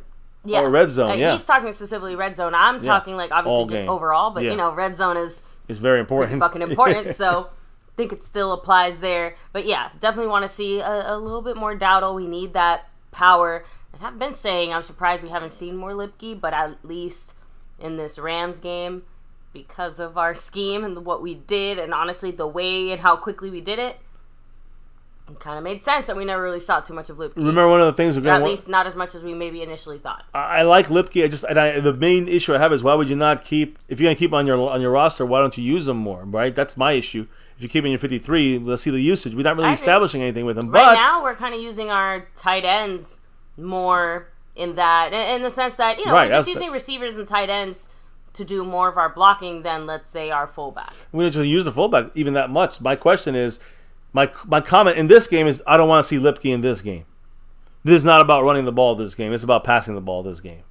So I want to see less running, less Lipke. But when we do run, less... Or a McEwen might be able to give you a little bit more than a Lipke can, just because down the field blocking, the way that you can disguise the play a little bit more when you have those guys out there. Yeah, for sure. Much love, Hannibal King in the house. Go Cowboys, and he's in the raffle officially. And hey, he's 8 away from another raffle entry, right? That's the way it rolls here. Rock and roll.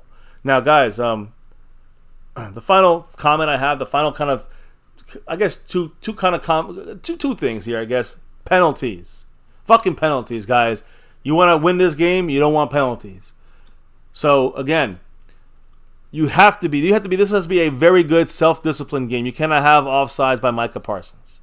We had a single Sam Williams. You can't have that. But man, no, we shoved an entire game's worth of fuck-ups into it. I'm telling you. The main thing is we cannot have a lot of penalties. We got to be very disciplined against a fucking top-notch Eagle team who's they're going to try to be disciplined, right? So we killed our own drives because of dumb penalties on offense. We've extended drives on defense. Cannot have that shit happen. Week 9 against the Eagles. They will make us pay, and we'll be blown out like the fucking Niners if we pull that shit. Pre-snap penalties are murderous. Like I said, guys, you look at the ball placed. The ball is placed to prevent lining up over it. You got to make sure you don't go off sides. I don't know what's got to be done, but this got to be fixed. You can't be lined up on the neutral zone. You cannot go over this line on defense. These are major things. You can't false start if you're the Cowboy offense. Just saying, guys. So again, it's going to be major for the Cowboys to put pressure on Jalen Hurts. You don't want to get a couple penalties, and now you're all out of whack. Now you slow down the pass rush, and now they pick us apart. So you turn around to the last game against the Rams, the penalty on special teams, which I'm going to talk about for a second. Turpin can help break this game open, possibly, this week against the Eagles. Cannot have dumb penalties. All right? If we do break one on a kickoff or punt, that's going to put more pressure on Hurts and their offense to go out there and have to keep staying with us in points. So, again, special teams is going to be major here, guys, right? But we had, 63-yard return by on the punt after the safety by Kevontae Turpin. And we scored in the red zone right after that. That's the kind of shit that puts pressure on a team like Philadelphia, and we need that. We need that pressure on Jalen Hurts. You put the pressure on Hurts, he will make them pained and throw some picks. Yeah. So when you look at special teams, though, baby, finalizing this thing, Kevontae Turpin versus the Eagles special teams, they have one of the best special teams out there. Turpin, of course, one of the best returners out there. So this year, I think they're ranked third in special teams rankings, and when it comes to the analytics in DVOA. The Cowboys are sixth. So the Eagles are actually better than us special teams complete-wise. So the Cowboys, again, this could change this week because with a Turpin return, it could definitely change the feeling of this game. And again, he hasn't had a return for a touchdown yet, but even a good return like a 63-yarder can open up things for the Cowboy team. So again, he's been a problem for the Eagles in the past. In Week 6 last year, Turpin had a 63-yard return against the Eagles. So they know his ability to return kickoffs and punts is dangerous for them. So again, we saw them do the 63-yarder against the Rams last week. Penalty stopped the touchdown for Turpin. He's getting close. Turpin against a very good Eagles special teams. If he gets through there, that could boost the defense, the offense, the entire team, and really put a hurting on Jalen Hurts and the Eagles. So just throwing it out there, guys. These are very, very obvious. Again, do we have to do them all to win? No. But the more of these things I just discussed that we do, the better chance it is for us to win and win Now, I don't want to say in a blowout, but win with control. We don't want to win in a lucky last play or some kind of, major. I don't know. I mean, listen, if it's a hard-fought battle, it's one thing. But if it's some sloppy shit and we pull off barely a win, when we could have controlled the game and dominated them, that would be upsetting me a little bit more. But again, like Jerry said, like we've said, like you said, we just got to get this win. Win is a win is a win. This one's a big win. Yeah, this is one of the few times where, again, I have to agree with Jerry Jones, where he straight up said, like, I don't care how we do it. The most important thing here is to just win. Worry about the quality of that win another time, because right now it's irrelevant. So, with that said, I'm going to go ahead and kind of hit up the last few comments / do the shout outs here as we wrap things up. But first, on a Fan Friday, have to shout out the people helping to make MCF happen here. As you guys hit like, subscribe, follow us on all social media, notification bell. Yep, hit the bell. Make sure you never miss a live stream here, right? Hop in the Discord, links down below. But thank you very much to the sponsor of the week and your Cash App King. Boom. Snug X. Much love the Snug. Appreciate the love, the representation. And speaking of repping, Jason Renfro bossing that stream around. He's got, let me see, is that, 86. That little Schoonmaker flavor for you. A little Schoony. Yeah, he's the Cash App leader. I'm sorry, he's the stream boss, but also the Cash App leader for this week, trying to break that 11-week streak of Snug X. Right now, Jason in the driver's seat on that side of things, a little more than doubled up on Snug X on that battle. Jason Renfro is the overall leader as well, and he's also the gifting champion from last week. But skeptical fan with a big swoop. He's right now still leading by a touchdown and an extra point by 7 in the gifting column this week. Much love to you guys, everybody in the house. Let me give another shout out here to those that dropped the love from above as you do the last comments and the shout outs. Much love to Seabass, by the way, over everything. Mary Alvarez back in the star level. NDN Boogie in that navy blue crew. Snug X dropping a little bit of Cash App love. Jason Renfro in the Cash App and gifting. And Hannibal King. Much love to you in this raffle. So, and by the way, also NDN Boogie also, gifting membership. Much love. Everybody in the house, give yourselves a pat in the back. And remember, we're repping that star over everything against a very, very hated Eagles team. So say it with me. 1, 2, 3. Fuck Philly. Fuck Philly. Hell yeah. So let me go ahead, like I said, roll through some shout outs here. Like, shout out to the man Snug X himself. Yeah, here he is. House Nelson in the house. I don't know about that because McCarthy doesn't seem to have an interest in using Lipke and anything other than full backing. Choctaw Montana 808, much love. Hannibal King 47, of course, appreciate you. Cactus G in the place to be. Hopefully Curse can speed it up a bit then. He's got that assignment on Dallas Goedert, and he will. I think he usually does lock him down, so I'm feeling good about that battle. So let me see here. Fuego in the house. What's up? Hope your recovery continues well. Yes, man. Yes. Chris Plumage, much love. Dallas Cowboy 92. Cactus G in the place to be. Mike Aldana, much love. Also saying let's get Lipke involved. Fuego representing. Let me see. Seabass, Choice Roberts. All good there. Skeptical fan, of course, established the pass. Drums and Cowboys. Yeah, that's actually as far back as I can go. So let me come back down. Let me see. And again, guys, who knows? Maybe we'll be live tomorrow with some one-time viewing only fun, but that's yet to be determined. So let them know. An eye out. Yeah, let them know what that's about, though, baby. If we do this tomorrow, it might be a little cowboy talk, a preview. Yeah. We'll also have some fun. You guys can drop the love if you want us to listen to your song, and of course, drop the love. Song reactions, right? Yeah. Change the shot clock. Yeah, well, there's song reactions. There's shot clock. Shots. Shot clocks, and we take shots. We party with you guys. It's a Saturday night, and it's a pre-game party. So look for that tomorrow, possibly happening here. One-time viewing. You can't even rewind it. You got to be here the whole time. If you want to stay on the fun, the cameras come on, and maybe some shots come out. Shots fired against these Eagles. So hit up a couple more things. Maybe I'm fixing the board here. Of course, getting money. I kind of did all the Oh. shout-outs in the chat, so There's not much more to add, but let me go ahead and hit up this comment here by Chalk Montana Away saying, AJ Brown is better than Puki Nacua. I'm guessing he's rookie. And Cup this year. I'm sorry, he has too much physical for Darren. That's most season all night. Darren does good. Oh, I'm putting him over Diggs. I'm sorry, y'all. Who Darren? Yep, Deron Bland. Oh, sorry, Deron I said Bland. Darren. Deron. No. Yeah, no. Listen, that's what I'm trying to say. I think that where is it here? No, what I was trying to say is that what the Cowboys did last week is they had Jordan Lewis and I'm trying to think Jordan Lewis and Jordan Lewis and Stephon Gilmore kind of corralling the other receiver. So let's just say Deron Bland was on Cooper Kupp. They were corralling those two guys. Though both of them were kind of watching Nacua. And I agree 1,000%. A.J. Brown is a lot better than Nacua. But that's the thing, though. Nacua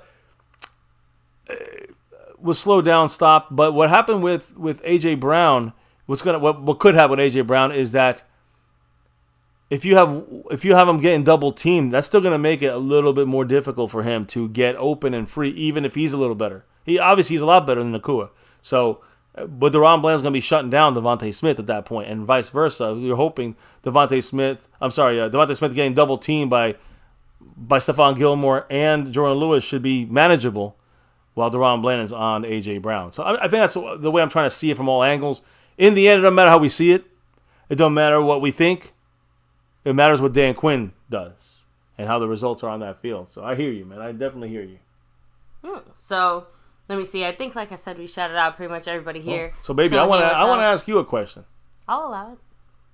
Why do we do this here on My Cowboys Family every single day and night? Fan Friday style. Why do we do this? It's that navy blue, that silver too, and that star over everything. Win, lose, or draw, good, bad, or ugly, right here on this channel, right here in MCF. We always rep that star over everything. Here on My Cowboys Family for 6 years and beyond. 7th football season doing this thing. Myself, the wife, the family, you guys, here on YouTube, here on My Cowboys Family. Never forget the number one thing here, now, and forever. As always, Go Cowboys! Let's get that. Yeah, I want 6. Let's get that 6 and beyond. Thank you all for dropping that knowledge in the house, in the chat, all night long. And yeah, Snug, tomorrow, don't get plastered if you want to join the party here.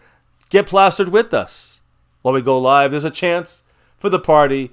You know, we got to really get into this mode here of the Eagles to the pregame party.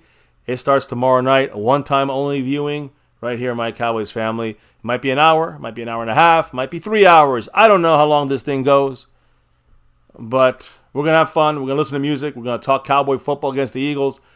And it's going to be on a one-time only viewing with the cameras on, lights on, action, shots going down. You know what we do here in MCF. Much love to everybody. Hit the like, subscribe, and that notification bell.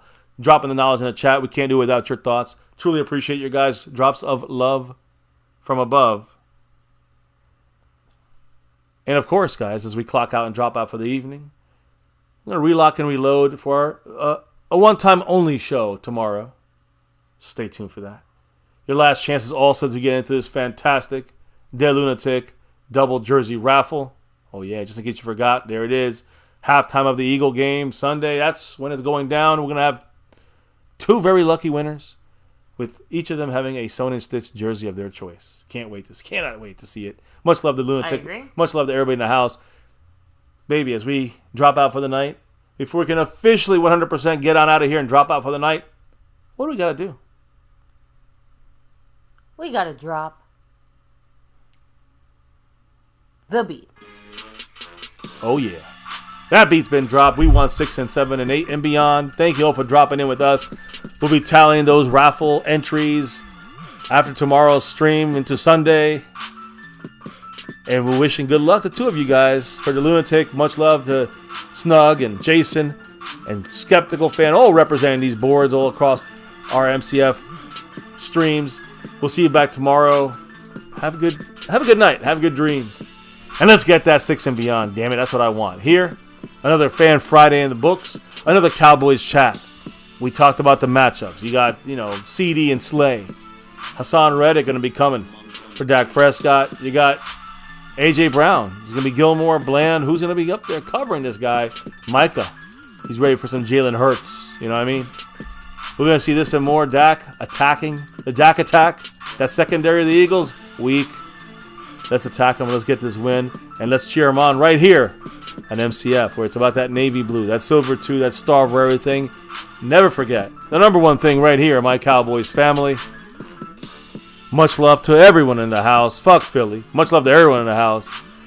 We'll see you back here tomorrow for another one, guys. Hit the like. Hit the subscribe button if you're new. Hit the notification bell. We'll see you back here tomorrow. Stay safe. Have a great weekend. Kicking off. Peace. And never, ever, ever, ever forget. Go Cowboys!